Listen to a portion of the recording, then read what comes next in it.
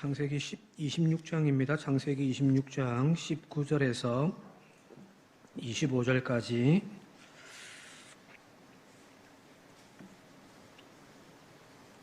창세기 26장 19절에서 26절 5절까지 한 절씩 교독하겠습니다. 이삭의 종들이 골짜기를 파서 샘 근원을 얻었더니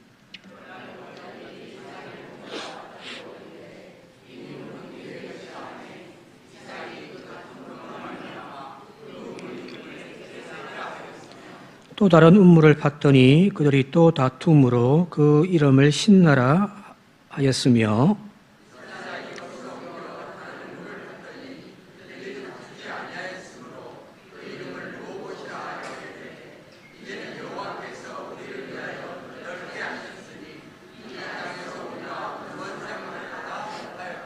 이삭이 거기서부터 부엘세바로 올라갔더니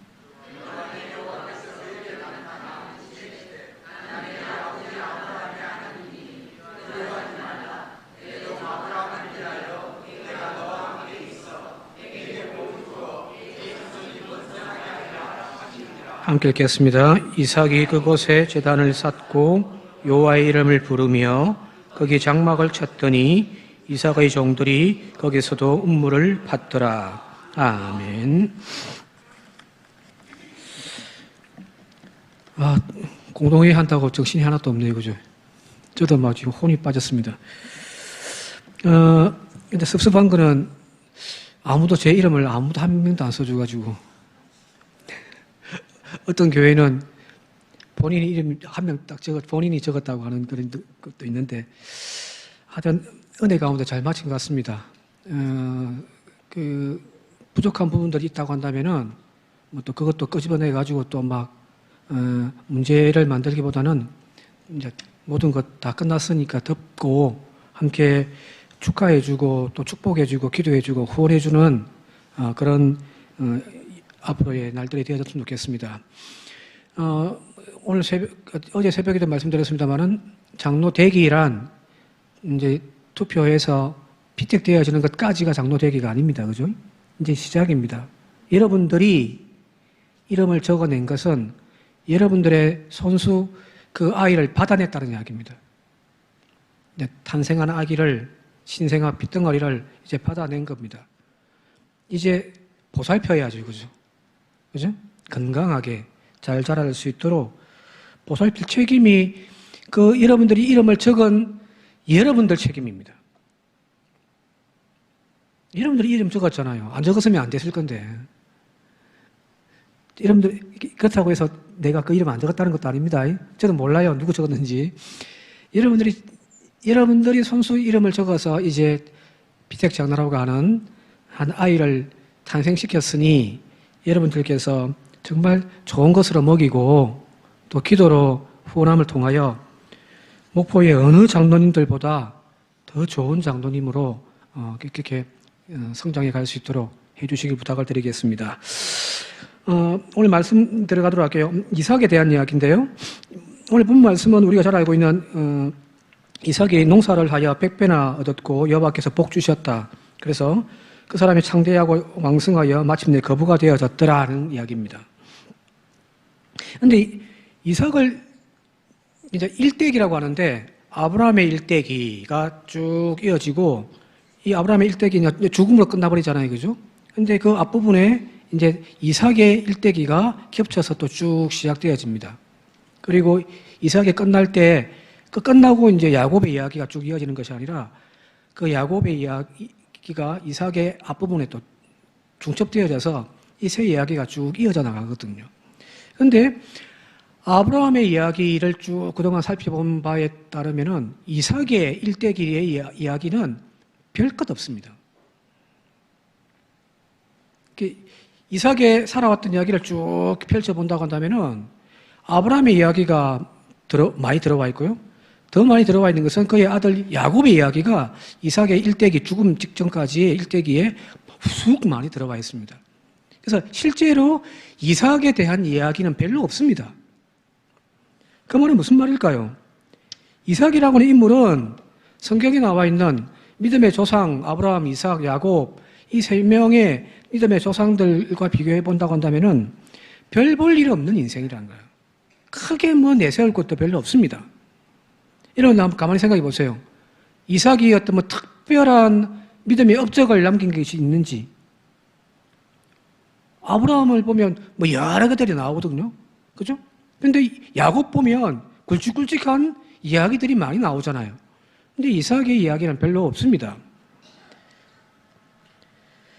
아브라함처럼 믿음으로 결단하고 순종하는 그런 어떤 믿음의 사람이라고 하는 그런 어떤 분명한 이야기들도 별로 없습니다. 야곱이 마지막에 바로 앞에 가가지고 자기의 인생을 총정리해서 한마디 던지는데 참 고생한 나그네 인생입니다 라고 했을 정도로 말 그대로 고난과 실행의 과정을 거쳐가면서 점점 하나님의 사람이 되어져 간다라고 하는 그런 어떤 신앙의 위인의 모습도 아니에요. 평범합니다. 뭘 내놓을 게 없습니다. 그런데 가만히 보면 이 이삭이 엄청난 복을 많이 받거든요. 그죠? 첫 번째, 여러분들 이삭이 받았던 복 중에 제일 큰 복이 뭐라고 생각하십니까? 뭐라고 생각하세요? 부자 되신 것? 아니요, 제가 봤을 때는 이 이삭이 받은 복 중에 복은 리브가라고 하는 아내 잘 만난 겁니다. 그러니까 그 사라에 대한 이야기 별로 없잖아요, 그죠? 야곱의 딸들의 와이프에 대한 물론 3명이 있지만은 그들이 어떻게 살아왔는지에 대한 이야기가 그렇게 많지는 않는데 리브가에 대해서는 조명을 쫙 비춰주잖아요, 그죠? 성실해요, 지혜로워요. 그리고 미모도 뛰어났던 모양이에요. 여기 그랄 지방에 갔더니 모든 남자들이 심지어 왕까지 그 아내 리브가를 탐내고 나중에는 품어버리니까요. 부럽습니다, 진짜 저는. 똑똑하지요, 똑소리 나지요, 그러다 이쁘지요. 또 쌍둥이 아들 낳았고요. 또 여러분들 잘 아시는 대로 오늘 읽었던 본문 말씀에 그가 엄청난 또 물질의 축복도 받았단 말이에요. 한번 볼까요? 12절, 14절까지 같이 한번 읽어볼게요. 시작. 이삭이 그 땅에서 농사하여 그 해에 100배나 얻었고 여호와께서 복을 주심으로 그 사람이 창대하고 왕성하여 마침내 거부가 되어 양과 소가 떼를 이루고 종이 심이 많았더라는 겁니다. 하나님이 축복을 막 쏟아부어 주신 거죠. 여기 그 해에 농사를 해서 100배를 얻었단 말은 우리가 생각할 때 다른 사람들보다 100배 많게 그게 아니라 밀을 심으면은 밀 하나에서 싹이 나고 그죠? 줄기가 올라와서 이제 열매가 맺히잖아요, 그죠? 보통 한 얼마 정도 맺히는가요? 볼이나 벼나 한 50알 정도 맺힙니까? 그 정도 맺혀요? 그죠? 근데 100배나 열렸단 말이에요. 이게 100배란 말이 한 개가 100배가 됐다는 이야기입니다. 그러니까 다른 사람들보다 농사를 했는데 보통 사람들 밭은 그냥 한 줄기에서 한 50알 정도 이렇게 맺히는데 그것도 잘 돼야 50알이지, 그죠? 그런데 이 이삭에게는 100배의 알곡이 맺히더라는 거예요. 남들보다 2배나 더 풍성하게 열리더라는 겁니다. 근데 이게 신기한 거예요. 이삭은 농사꾼이 아닙니다. 농사꾼이 아니에요. 그는 유목민이란 말이에요. 아브라함부터 시작해서 야곱까지 떠돌이 생활을 하면서 농사를 짓는 것이 아니라 떠돌이 하면서 양을 치고 염소를 치는 유목민이란 말이에요. 근데 그가 그 거랄 지역에서 농사를 지었는데 문제는 뭐 100배의 다른 집안보다 2배나 더 풍성하게 열매를 맺었다. 노하우도 하나도 없는데 하나님의 전적인 은혜입니다. 오늘 저와 여러분들이 하는 농사들이 그런 농사가 되시길 바랍니다. 자식의 농사를 지어도요. 여기 보면은 쌍둥이가 나왔잖아요, 이거죠. 에서와 야곱. 뭔가 이게 한 번 하는데 꼭 2배거든요. 하나님이 우리에게 은혜를 주시는데 세상 사람들보다 갑절의 은혜로 축복해 주시는 그런 농사를 짓는 믿음의 농사를 짓는 저와 여러분 되시길 바랍니다. 거기는 기도의 힘입니다. 사업을 해도요, 기도하면서 하나님 앞에 올려드리면서 사업을 하면 하나님이 값줄로 주지 않겠습니까? 자식을 키워도 내 욕심대로 자식을 키우는 게 아니라 기도하면서 하나님의 말씀으로 믿음으로 키워보십시오. 하나님이 그 아이에게 값줄의 은혜 주실 줄 믿습니다. 넘어갈게요. 하나님이 그를 거부되게 창성하게 하고 왕성하게 하여 거부가 되게 해주셨습니다. 그런데 문제는 이 복이 어디서 왔냔 말이에요. 처음에 이야기했잖아요. 이삭이 특별하게 어떤 믿음의 위인이다. 어떤 하나님 앞에 정말 뭔가 똑소리 나게 믿음 생활 잘해가지고 하나님이 팍 복을 주셨으면은 이해가 되는데, 별 거 없어요. 별 거 없단 말이에요. 근데 어떻게 이런 복을 받지? 목사님 손 거짓말 했네요. 믿음의 농사 잘 지으면 복 받는다고 했는데, 특별히 한 거 없잖아요. 그죠? 근데 성경이 왜 이삭이 이런 복을 받았는지에 대해서 오늘 24장에 보면은 3절에서 5절까지 3절과 5절 말씀을 같이 한번 읽어볼게요. 시작. 이 땅에 거류하면 내가 너와 함께 있어 네게 복을 주고 내가 이 모든 땅을 너와 내 자손에게 주리라. 내가 내 아버지 아브라함에게 맹세한 것을 이루어 왜냐하면 내 말을 순종하고 내 명령과 내 계명과 내 율례와 내 법도를 지켰음이라는 겁니다. 이삭의 복받은 비결을 여기 하나님이 이삭에게 이야기해 주는 거예요. 다 너가 아버지 때문이다. 너가 아버지 아브라함이 내 말에 순종하고 내 법도를 잘 지켜 행하여 여기까지 왔기 때문에 너가 아버지한테 맹세했다. 야 이놈아, 네 아버지 잘 만났다. 오늘 여러분들의 자녀들이 여러분들에게 그런 신앙 고백을 할 수 있으면 좋겠습니다. 내 아버지 잘 만나가지고요, 너무너무 감사합니다. 가끔 우리 딸내미가 왜 우리 집엔 돈이 없어? 막 가시나가 지랄을 합니다. 왜 우리 집에는 1억도 없어? 지난 주일날 그랬거든요. 미안하죠. 왜 아버지, 돈 없는 아버지 만나가지고, 지 하고 싶은 거 학원도 못 다니고, 그런 말이잖아요. 근데 여러분의 자녀들이, 아버지, 고맙습니다. 아버지 잘 만나가지고 제가 이런 복 받습니다. 아브라함이 지금 그렇단 말이에요. 하나님이 이삭이 특별하지 않는데 뭔가 복을 주셨는데, 보니까, 너가 아버지 때문이다. 아브라함 때문이다. 내가 아브라함에게 맹세했다. 그 이야기거든요. 여러분들의 믿음 때문에 여러분들의 자녀가 복받기를 바랍니다.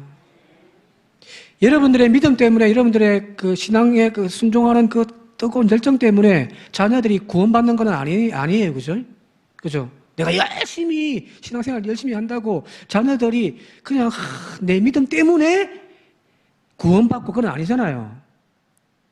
요즘에는 그렇지 않잖아요. 정말 믿음 생활 잘 하시는 부모님인데 그 자녀들 보면은 믿음 생활 안 하는 그런 가정들로 요즘 태반입니다. 그게 요즘의 추세예요.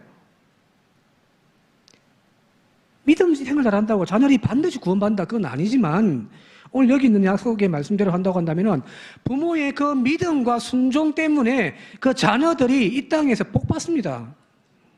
그러면 여러분들이 자녀들에게 남겨질 유산, 돈 많이 벌어가지고 막 쌓아가지고 유산 많이 남겨주는 것보다 여러분들 믿음의 유산, 축복의 유산을 남기는 저와 여러분들 되시길 바랍니다. 저는 오늘 가서 이야기하죠. 따라 앉아봐라. 우리 집에 1억 없다. 돈이 없으면 미안하다. 그런데 내가 네에게 믿음의 유산을 남겨줄게. 그죠? 복 받지 않겠습니까? 목사님들의 자녀들 중에서 정말 잘 되는 가족들이 많이 보거든요. 어떻게 저 집에서 저 아이가 나오지? 왜 그럴까요? 순종하고 믿음 가운데 살아가니까 목사들이 돈이 어디 있어요? 그래도 막 잘 돼가지고 노는 거 보면 정말 그 자녀들이 받는 복이 부모의 믿음의 축복인 줄 믿습니다. 산정교회 교회인들이 그런 아브라함의 헌신과 순종으로 말미암아 이삭이 복받은 그 복을 다 받기를 바랍니다. 또 한 가지는 아버지가 아무리 잘해도 그 아들이 개차반되면 그죠? 무슨 하나님이 복을 주시겠어요? 그죠? 근데 나름 이삭에게 그래도 뭐 하나 끄집어내서 복받을 만한 믿음이 뭔가 가만히 보면 딱 하나 있습니다. 그게 뭐냐면 온유함입니다. 온유함. 마태복음 5장 5절 같이 한번 읽어볼게요. 산상수훈의 하나인 마태복음 5장 5절 함께 읽겠습니다. 시작. 온유한 자는 복이 있나니 그들이 땅을 기업으로 받을 것입니다. 라는 겁니다. 온유한 자는 복이 있나니 땅을 기업으로 받는 거예요. 이삭의 품성에서 딱 하나 자랑하라고 하면 그 온유함이 아닌가 싶습니다. 그게 오늘 읽은 본문 말씀이에요. 부자가 되어졌습니다. 시기하는 사람 많겠죠, 그죠? 그것도 자기 사는 동네에 나그네가, 떠돌이 생활하던 나그네가 탁 들어와가지고 농사만 지으면 대박나고 양만 키우면은 대박나고 막 그런 배가 아프죠, 그죠? 그죠? 그래서 시기하기 시작하고 다투기 시작한단 말이에요. 늘 방해를 합니다. 그 방해하는 방법이 바로 그들이 파는 음물을 다 막아버리는 겁니다. 음물이 없으면요, 농사도 못 짓고요, 양도 못 키워요. 왜냐면 이 지역은 비가 안 내리기 때문입니다. 1년에 비가 많이 와야 600mm 정도입니다. 우리 뭐 하루에 막 쏟아지는 비 많이 올 때, 거기 1년 동안 내렸다가 사라져 버리는 거예요. 이스라엘 땅 가면은, 성지순례 가면은, 이렇게 이제 계곡 같은 데가 많아요. 시내 무슨 지도상 보면은 무슨 와디란 말이, 그 이제 이렇게 강이라는 뜻이거든요. 쉽게 강, 냇가? 분명히 와디인데 물이 하나도 없어요. 그런 데가 천지입니다. 물이 사시사철 흐르는 강 같은 요단강도 폭이 여기서 이 정도 되는 폭이고, 아니면 좀 넓으면 여기서 이 정도밖에 안 됩니다. 이게 무슨 강이에요, 그죠? 이런 사시사철 물이 있는 강이 한 4개인가 5개밖에 없습니다. 나머지는 강이라고는 나와 있는데 와디라고는 되어 있는데 전부 말라 있습니다. 우기 때 비가 한번 훅 내리면 우리처럼 이렇게 나무가 있는 땅이 아니니까 그냥 한번 와라라라 물이 쏟아 내려가지고 비가 그치면 싹 말라버리는. 그러니까 물을 구할 수가 없습니다. 그래서 음물을 파는 거예요. 그래야 사람도 살고 양도 먹이는데, 음물을 막아버렸단 말은 에레이 너희 여기서 장사하지 마, 이 이야기 뜻이거든요. 첫 번째 팠는데 다툼이 있어가지고 그 땅을 에색이라고 합니다. 에색. 그게 다툼이라는 뜻이고요. 또 옆에 가서 또 팠는데 또 막아버리는, 또 빼앗아버리네요. 이 반대라는 뜻입니다. 신나. 그리고 이제 좀 더 옮겨가지고 이제 팠더니 그들이 이제 이번에는 손도 대지 않더라. 그래서 르호보, 넓은 광장, 뭐 이런 뜻이거든요. 이삭이 화낼만도 하죠. 그죠? 와서 파면 맞고, 파면 빼앗고, 그러니 싸우고 화낼만 하는데 그러지 않더란 말입니다. 즉, 온유한 마음인 거죠. 또 막네, 또 막아. 할 수 없지, 저거 가자. 다투지 않는 마음. 이삭의 품성이 아마 그랬던 모양이에요. 자, 이처럼 사람을 대상으로 싸우고 분노를 품어내는 것만큼 어리석은 것이 없습니다. 화난다고 막 요즘에 차 타고 가다가 조금 마음에 싸우고 지랄들 하잖아요, 그죠? 지랄하다가 또 막 파손하고 막 감옥 가기도 한단 말이에요. 그게 바보짓이죠. 그건 어리석음입니다. 결코 좋은 열매로 돌아오지 않습니다. 손해보면 손해봤지. 기독교인들이 손해당하고 박해당하고 아픔당할 때 같이 멱살 잡고 싸우는 그것만큼 어리석음이 없습니다. 온유함입니다. 그렇다고 해서 무조건 참아야 된다, 인내해라, 네가 참아라, 네가 참아라. 그건 성경적인 말도 아니에요. 왜 그러냐면 약자가 지금 괴롭힘을 당하고 있는데 무조건 참아라, 그건 또 다른 폭력이거든요. 약자에 대한. 너 입 다물어 그냥. 이 손해보니까 입 다물어. 그거는 성경이 이야기하는 관점이 아니에요. 그러면 우리가 당하고 있고 우리가 아픔 당하고 있는 막서 싸워야 되는데 싸울 수지 말라고 하니까 성경은 온유하라고 하니까, 그러면 우리는 누구와 싸워야 되느냐? 하나님과 싸우십시오. 사람하고 싸우지 말고, 저 사람이 나에 대해서 욕을 하고 나에 대해서 해를 입혔다, 멱살 잡고 막 교인들끼리 싸우고 그런 바보짓 하지 말란 말이에요. 억울합니까? 답답합니까? 하나님하고 씨름하십시오. 사람을 향한 억울함과 분노에 대한 그 풀어내는 방법을 하나님에게 풀어본다고 한다면은 분명합니다. 하나님은요, 갑절의 은혜로 채워주시는 겁니다. 사무엘상에 보게 되어지니까 한나와 분인나, 그죠? 사무엘의 어머니 한나, 첩이었던 분인나가 아이를 가지니까 막 괴롭힌단 말이에요. 무시하고. 너무너무 답답해서, 제 같으면 본처인 한나가 그 첩에게 막 얼마든지 할 수 있잖아요. 사라처럼. 그죠? 그런데 한나는 하나님의 성전에 올라가가지고 눈물로 막 하나님께 막 호소를 한단 말이에요. 그랬더니 하나님께서 그 갑절의 자녀들 축복을 한나에게 주시는 거거든요. 오늘 성경 본문 말씀이 바로 그 부분입니다. 그냥 땅에서 무조건 복 받아가지고 하는 그 이야기만 보지 마시고 이 뒷부분에 있는 이야기들. 사람과 싸우려고 하지 말고 하나님과 어쩌다 붙잡고 씨름하는 저와 여러분들이 되시길 바랍니다. 온유한 마음으로. 그래, 미안하네 하고 돌아서서 하나님 하면 됩니다. 오늘 24장의 전체 구조가 보게 되어지면 앞부분에 마누라 뺏기죠. 그죠? 처음에. 그랄 집안 갔다가 너무너무 자기 와이프 리브가가 예쁘니까 왕에게 뺏겨버린단 말이에요. 하나님이 개입해 들어오셔가지고 다시 돌려주시고.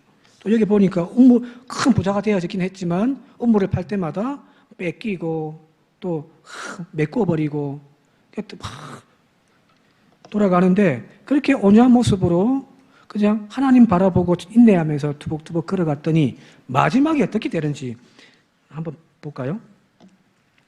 26절부터 읽지 않았는데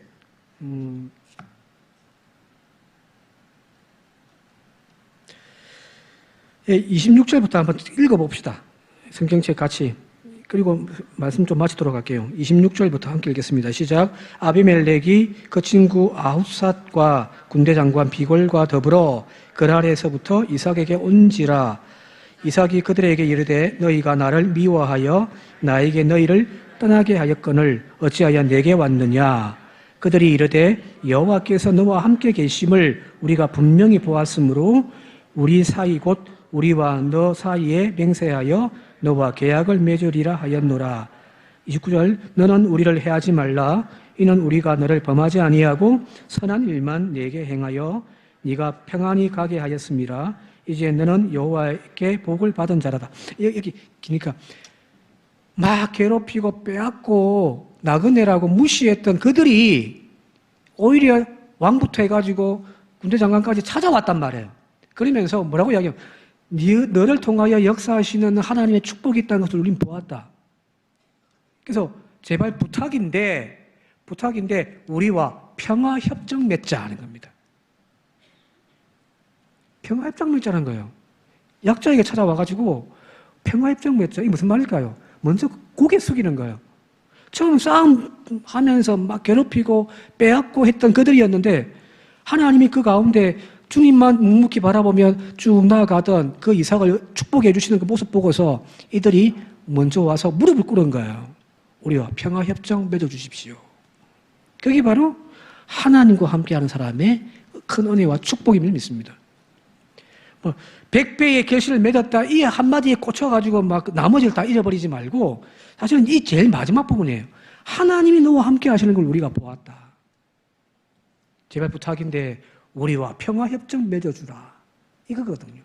그게 성도의 영적인 파워가 아닌가 싶습니다. 오늘 우리 교회가 바로 그런 하나님께 복받는 교회, 성도 되어질 수 있기를 주님의 이름으로 축원드립니다.